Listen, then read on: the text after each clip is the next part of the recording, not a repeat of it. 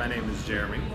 I'm a technical course developer for a company called ACI Worldwide. We write financial software. I currently use Adobe Captivate to do most of my development work, and I use a lot of the Adobe suite, the Creative Cloud suite, such as Photoshop and Illustrator, to do some of the graphics that I need to then put into Captivate to do the work.